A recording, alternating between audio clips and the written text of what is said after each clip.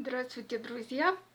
В этом видео я хочу рассказать о своей родовой книге, о семейной летописи, которую я начала писать, и о тех результатах, которые у меня есть с 2002 по 2019 годы.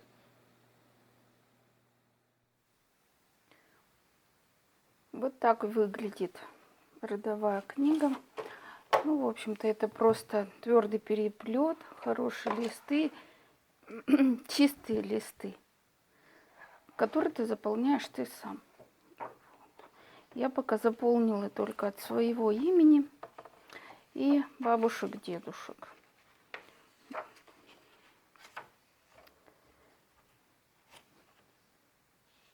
Писала чернилами. Мне так захотелось, можно чем угодно. Вот. Коротко рассказала о бабушках, дедушках. Вот такое количество страниц заполнено. Что должно быть в этой книге? Вот я прочитала в этой книге Владимира Николаевича Мегре «Родовая книга». Ну, если коротко, то можно сказать, что это лекарство от лжи. Если каждый родитель для своих детей будет заполнять такую книгу. Я решила, что мне это просто необходимо. И решила начать. Так как начать было неизвестно с чего, то я пошла к бабушке. Бабушку я попросила написать что-нибудь, что угодно, чтобы она хотела, прочитали ее внуки, правнуки. Она мне написала вот такое коротенькое письмо, но здесь есть фамилия, имена, даты, все самое основное, то, что мне понадобилось. А воспоминания я записывала вот такую обычную тетрадку. Сначала я все записала, что она рассказывала, потому что я абсолютно не знала, что писать. Спрашивала, кто папа, кто мама у нее были, братья, сестры. Ну вот записывала. Но так как застать человека в расположении духа, готовым вспоминать прошлое, непросто, поэтому вот такие вот записи на огрызках, листочках каких-то, да, схваченных в последнюю минуту. Ну, в общем, я это храню. Почему? Потому что пока я всех братьев, сестр, там, ну, мамины, папины родственники, которых уже нет в живых, пока я с ними не разобралась, кто это, я не могла понять, про кого бабушка рассказывает, поэтому мне трудно было представить, кто это, да. И спустя некоторое время, когда уже бабушке уточнить было нельзя, она умерла, я читала эти записи и тогда понимала все новые и новые вещи, как ни странно. Поэтому я храню. Вообще все воспоминания я записала на... Ну, я, в общем, их набрала на компьютере, и я напечатала их, набрала вот в такие А4 формат листы. Потом я эти листы давала читать папе, маме, другим родственникам. Мы вместе их корректировали, что правильно, что неправильно, что стоит писать, что не стоит. Вот, и вот в таком виде они у меня сейчас.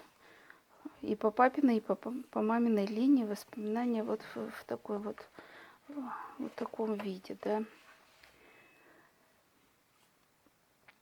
Значит, что у меня еще есть, кроме рукописных вариантов и воспоминаний, есть еще вещи.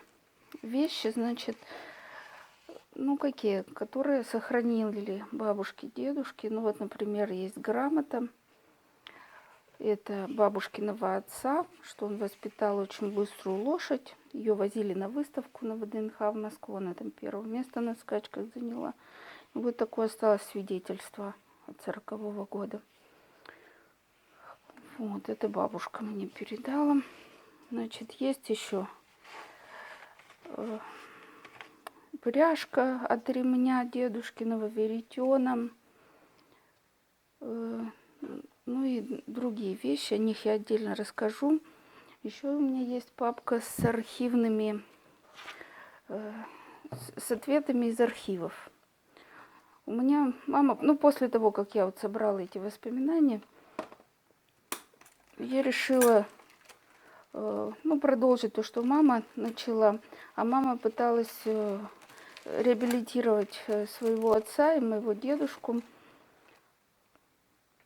и получить компенсацию. Но деньги, которые давали за компенсацию, как-то быстро кончились, и мама не успела закончить это дело. Но я продолжила. Правда, такие это все равно ничем не завершилось. В общем, не удалось до настоящего момента реабилитировать деда, потому что не нашелся приговор, то есть решение суда. Вот он в военные годы подростком, 14-летним, был с оккупированной территории вывезен в Германию и там работал на заводе и на строительных, на земляных работах и газорезчиком.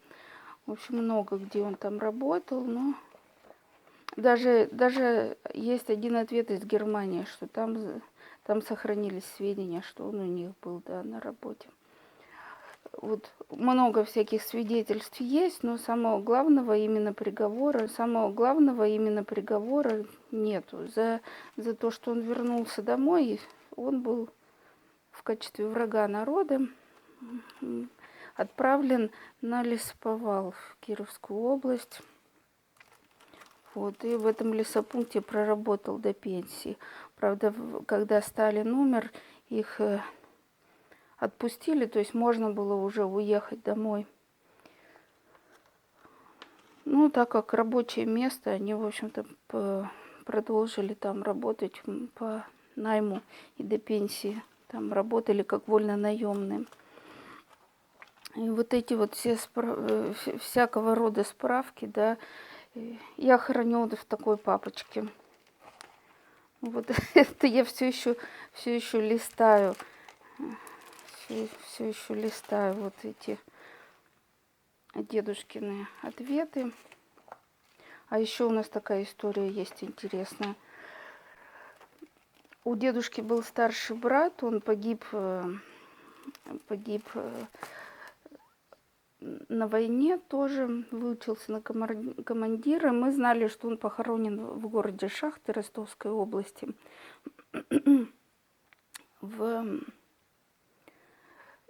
У мемориала, где вечный огонь. И что его имя там на плите у вечного огня, оно, значит, там есть.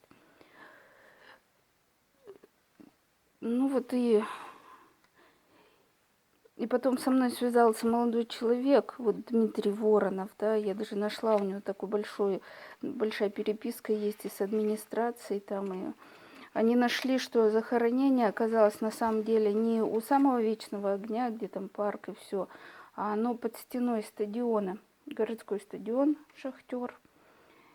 И там был военный госпиталь в военное время. И, в общем-то, людей хоронили в братских могилах именно там. А сейчас этот стадион передан в частные руки. И потом владелец там в каких-то бандитских разборках погиб. И потом администрация не знала, что долго делать с этим стадионом. И сейчас не знаю, принято решение или нет, но вот этот Дмитрий Воронов, он предлагал администрации перезахоранивать останки, идентифицировать и отдавать родственников. Вот поэтому он нас нашел. Как брат. Анатолий был старший брат дедов. И, значит, даже фотографии нет, вот, к сожалению, не сохранилось. Но оказалось, что... история-то вот о чем, что имя Анатолия Полпудников, фамилия его была написана с ошибкой там на доске. А доски, наверное, чугунные или какие-то, ну, в общем, что-то такое монументальное. И я без всякой надежды написала, значит, в военкомат и в администрацию попросила исправить. И представляете, исправили. Это было удивительно. Ну вот, исправили, даже прислали фотографию. Снимали эту плиту, там эту одну букву переделывали и сделали фамилию так, как полагается. Ну вот есть еще открытые архивы. Недавно эти архивы стали открывать, военные архивы. И на сайте солдат.ру, по-моему, и еще «Подвиг народа», там есть очень много документов. И вот там нашелся документ именно из госпиталя, там есть даже справка, что он умер, какие раны он получил, и какого числа скончался, и, в общем, ну, все есть, буквально все. Я даже была удивлена, что такие массы народа перемещались, и все равно это все фиксировалось, и следы остались. Да, а насчет вот захоронения, да, был такой закон, оказывается, пока этого не коснешься, ведь не знаешь, никто тебе не говорит, что на месте могил братских, больших захоронений, там делались скверы, парки, вечные огни, дома культуры, ну, в общем, объекты социальной значимости, вот так скажем. И это решение было принято Сталиным сразу после войны, потому что, ну, очень много было жертв, и не будешь же все переделывать кладбищем. Поэтому такое вот решение было принято. Я пока не занималась этим вопросом, я, естественно, этого ничего не знала, поэтому тут вот история совсем близко, не по каким-то учебникам. Когда ты сам каждую буковку где-то достаешь, ты сам ее... Ну, в общем, это ценным становится. Эта информация, она не теряется никуда, она сохраняется в памяти очень надолго. Дальше покажу фотоальбом, куда я сложила все фотографии. Ну, небольшую часть фотографий, самые старые, и чтобы знать, кто где на этих фотографиях. Подписывала я имя, фамилию, даты приблизительно, если были известны. Вот фотографий не очень много, они в основном сохранились у тех родственников, кто не жил на оккупированной территории. Да, вот мой дедушка Миша, который пострадал и от немцев, и от советской власти. Так серьезно. Где-то тут у него фотография была. Ну, вот такой у меня есть фотоальбом. Вот здесь немного страниц, но...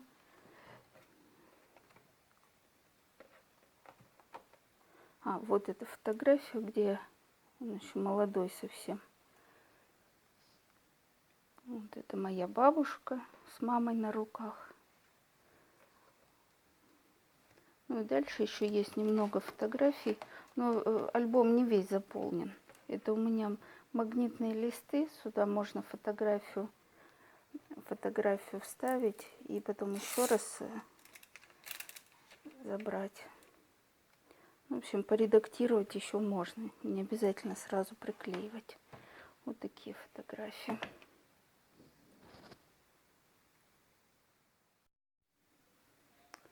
Еще я сделала вот такую генеалогическую схему в программе GenaPro. Эту программу можно взять бесплатно на сайте с тестовым ключом. Так она недорого стоит, около 2000, может быть. Ну вот если немного родственников, для начала можно и бесплатной версией пользоваться. Там 30 фамилий, наверное, бесплатно можно этим заниматься. Вот потом уже купить, когда понадобится. Я вот результаты своей работы вот так оформила, склеила в формате А4 листы на скотч. Сюда же подписывала комментарии, ну, допустим, что умели родственники. Выяснился вот такой тандем был у прадедушки.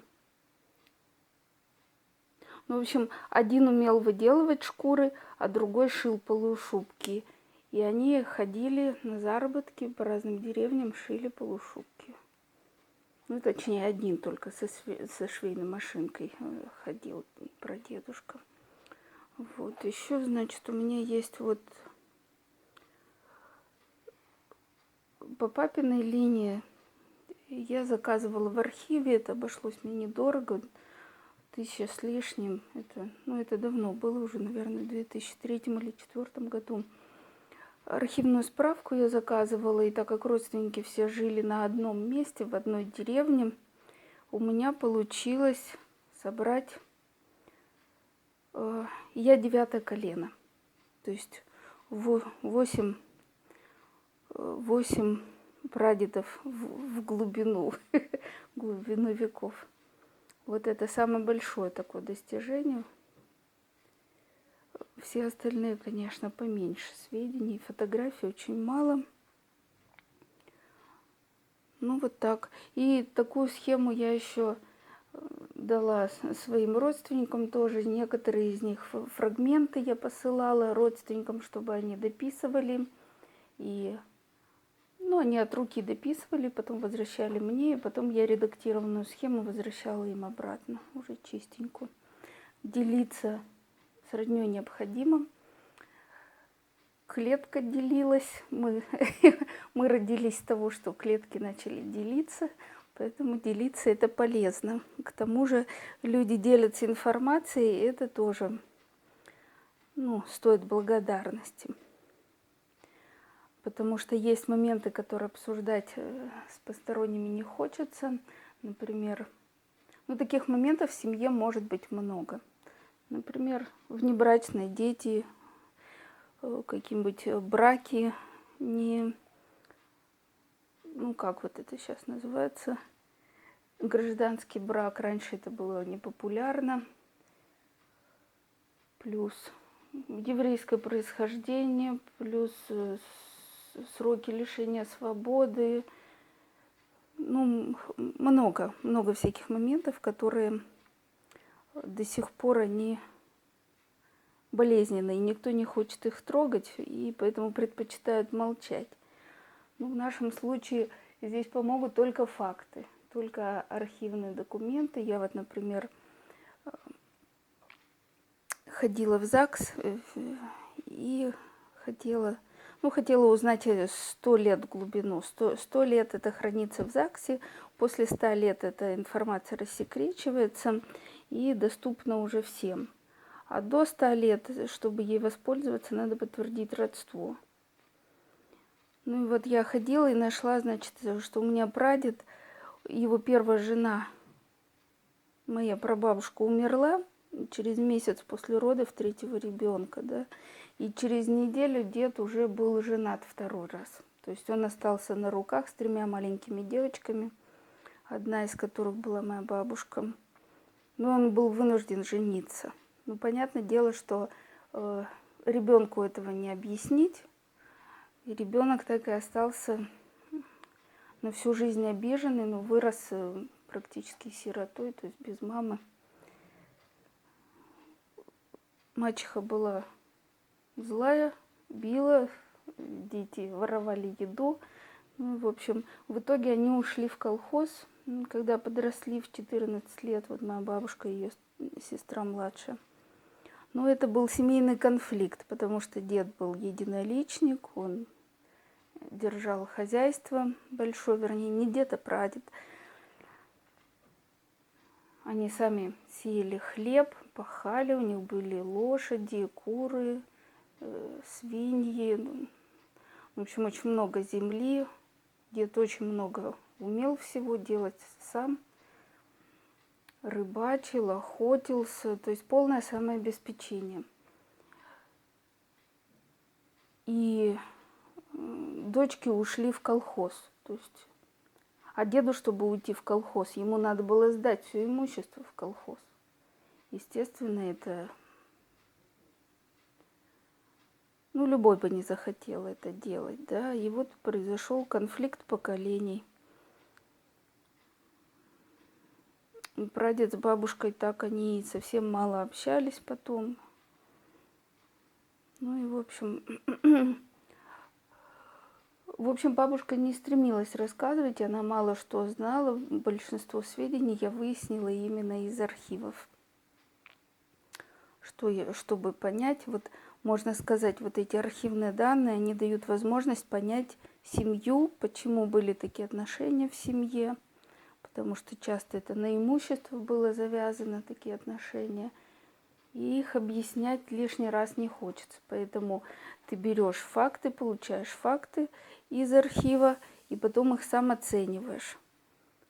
Например, вот у бабушки было 2 сводных брата, и они с сестрой.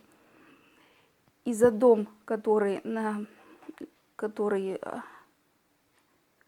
отцовский дом, на его месте строили 5-этажку, и взамен этого дома им дали одну однокомнатную хрущевку на всю семью. Понятное дело, что конфликт неизбежен из-за имущества. Поэтому в семье произошла ссора. Но я думаю, что это был механизм, с помощью которого государство пользовалось принципом «разделяй и властвуй».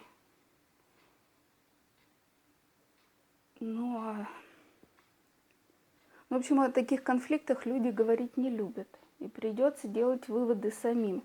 И таким образом занятие архивной деятельностью заставляет тебя думать и делать собственные выводы. То есть заниматься анализом ситуации. И никто для тебя это не сделает, потому что никому не интересно. Вот из моей семьи мне интересно одной. Всем остальным как-то не очень интересно. Они с удовольствием смотрят, что я, вникают, рассказы слушают, но сами заниматься этим не стремятся. Вот, поэтому еще здесь, так сказать, учишься анализировать ситуацию. Я раньше этого не умела. Еще озвучу свой вывод по поводу конфликта эпох, социализма и предыдущей цивилизации, можно так сказать, которая от нас ушла вместе со знаниями.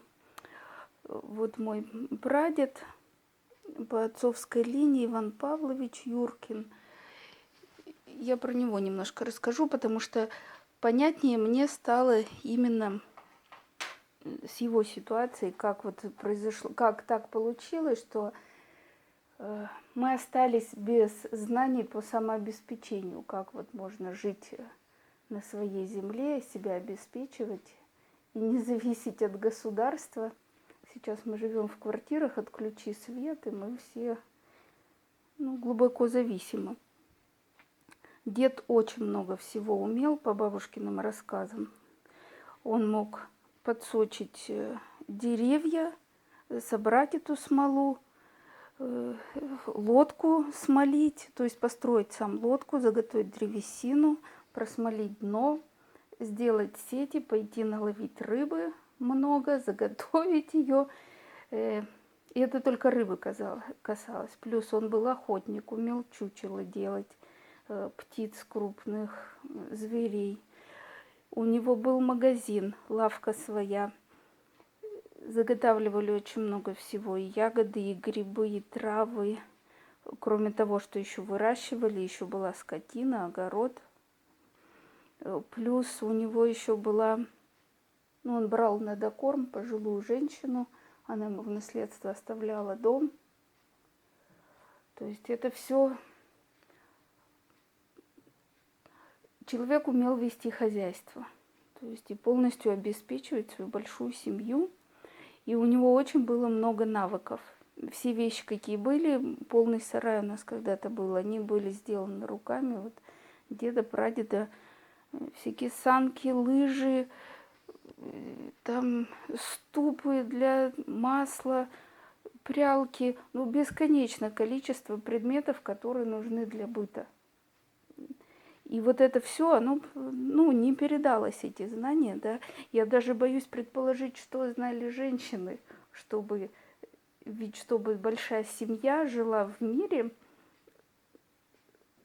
это большой труд, это мне вот сейчас понятно, что это должны быть знания, что надо учиться, как сделать так, чтобы никто не поругался, чтобы все были довольны, чтобы все работали, чтобы родить детей, чтобы их вырастить, чтобы здоровье сохранить и себя, и своих детей. Ну, в общем, это уйма знаний. И вот эти знания были потеряны, они как раз прервались вот на этом переходе моей бабушки в колхоз. Она ушла в колхоз, и отношения с семьей прервались, потому что старая часть, пожилая часть семьи, дедушки, отец вот бабушкин, они возражали против ухода в колхоз. Ну и, а так как сестры ушли, одной было 14, другой 15 лет, и росли с мачехой, они вот этих знаний материнских не получили. И вот произошел разрыв знаний как раз, когда, ну, в общем, пропали ценные знания. Я так думаю.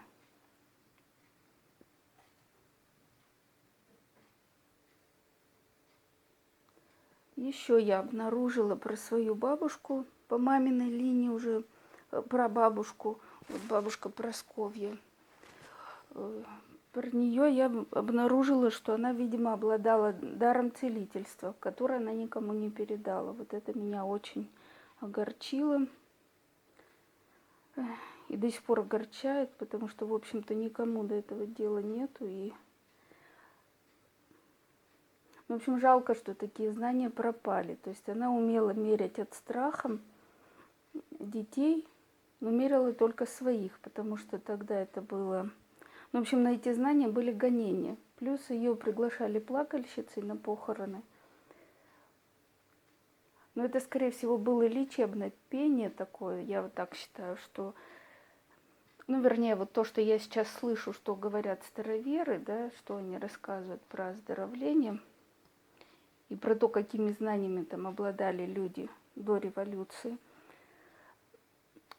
То есть бабушка умела делать так, чтобы боль не задержалась в теле. Они делали вот это, видимо, с помощью песен. Когда приходили в дом, где был умерший человек, ну, то есть человек умер, горе, и чтобы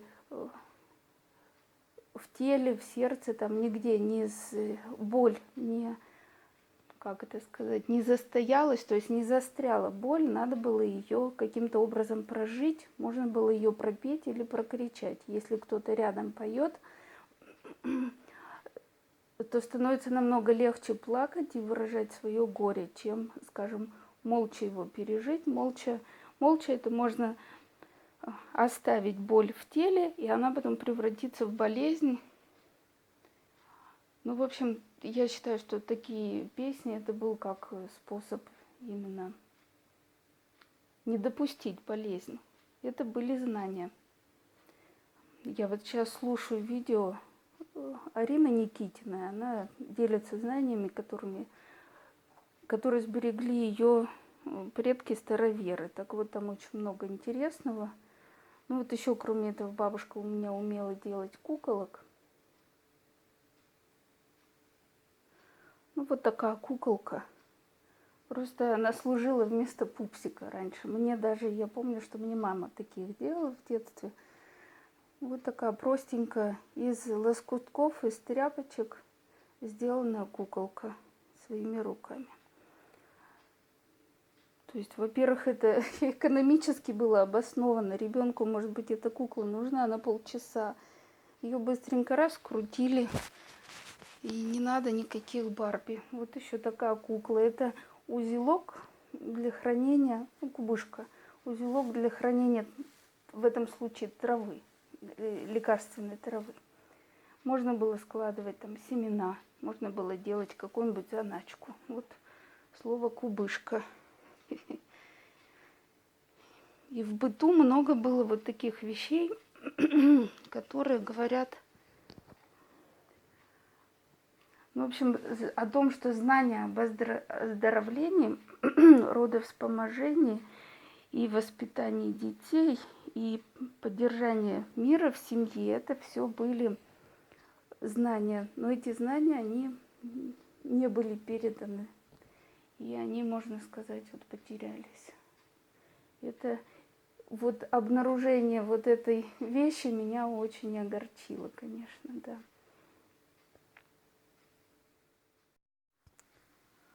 Вот еще покажу. У меня есть такой чемоданчик, куда я собрала вещи, которые мне достались от бабушек, которые мне удалось спасти. Вот, бабушка незадолго до смерти начала, обе бабушки причем начали заниматься чисткой шкафов, не хотели оставлять после себя мусор, и вот это все должно было пропасть. Я вот это успела сохранить. Вот это, например, на вход, на двери занавески, да? Они вышиты вручную гладью. Это две занавески на стороны, это вот сверху для деревенского дома. Вот такая красота. Вот такая изнанка у вышивки. Вот поближе покажу лицо.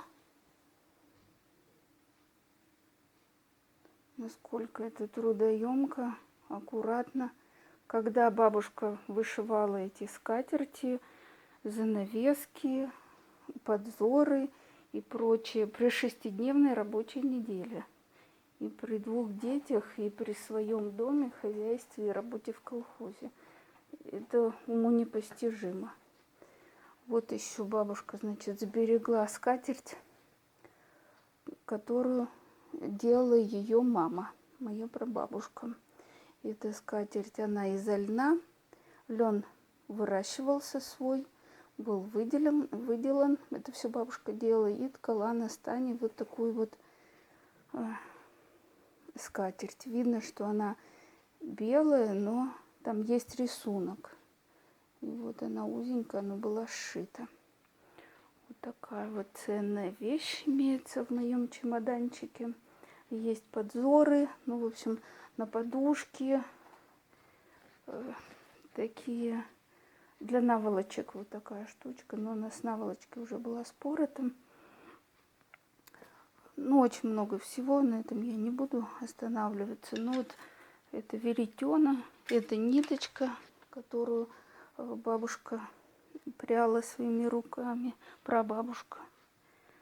Вот, ну, в общем, много таких вещей. И тоже это, значит, наводит на вопросы, когда они этим занимались, откуда у них были силы это все делать.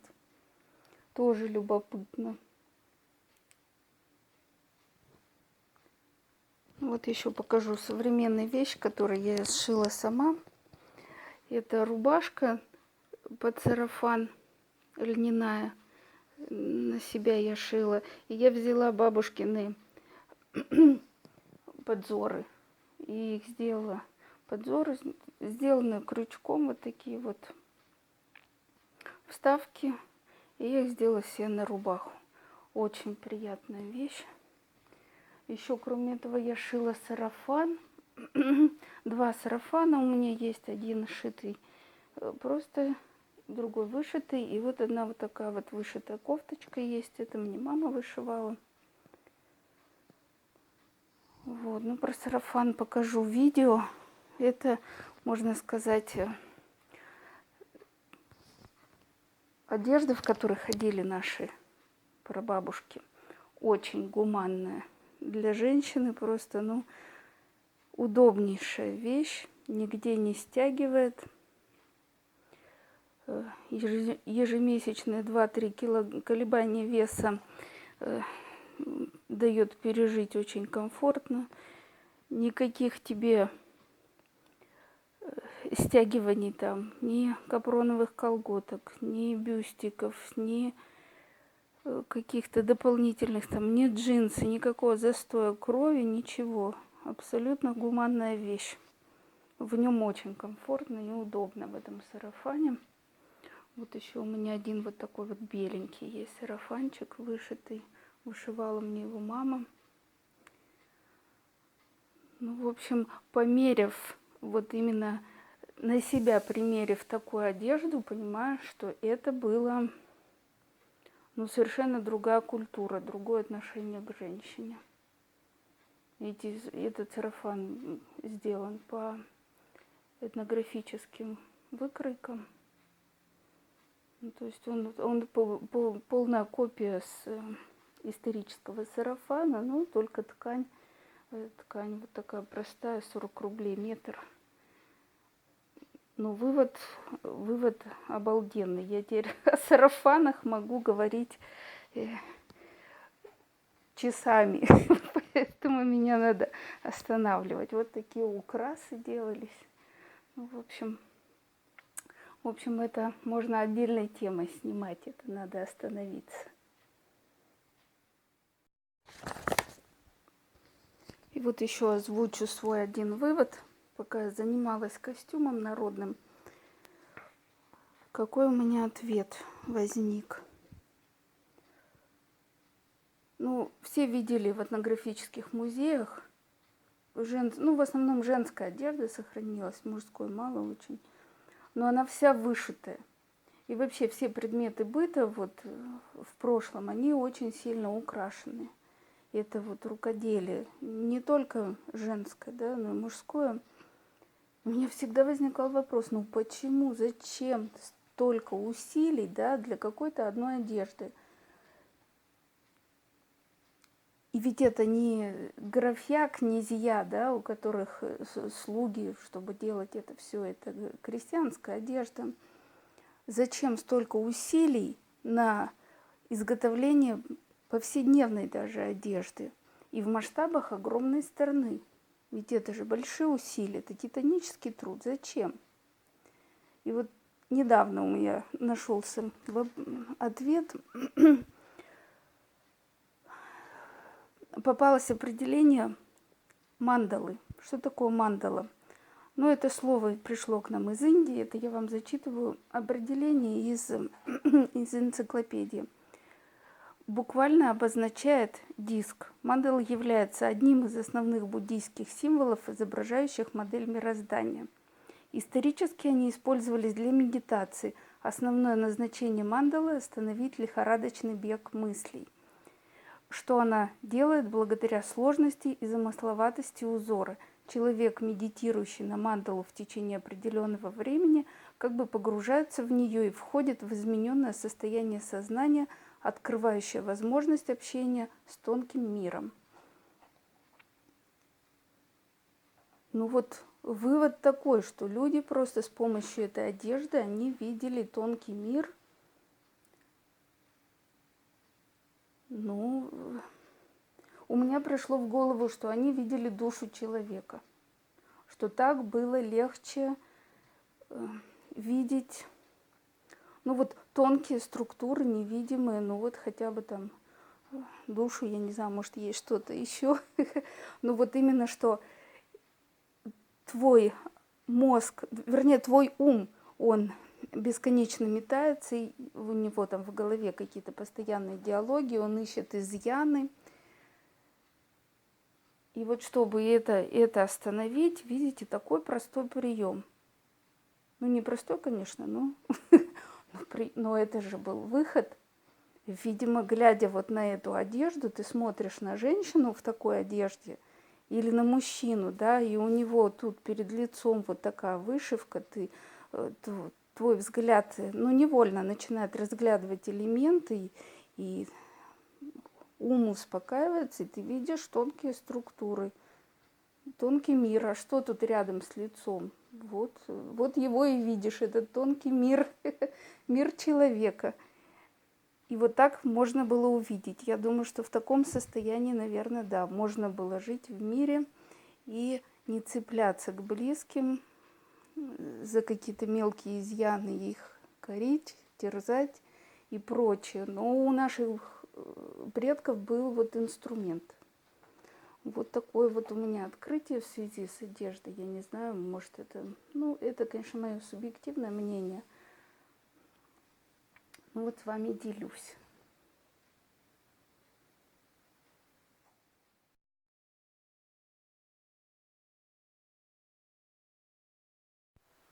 Часть фотографий у меня висит в рамочках. И можно сделать еще фотокнигу. Это отличный подарок.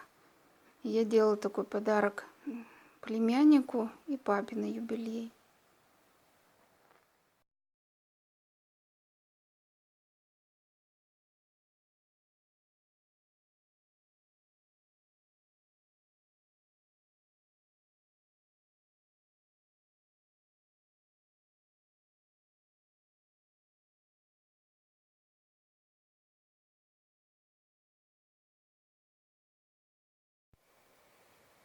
А на этом у меня все.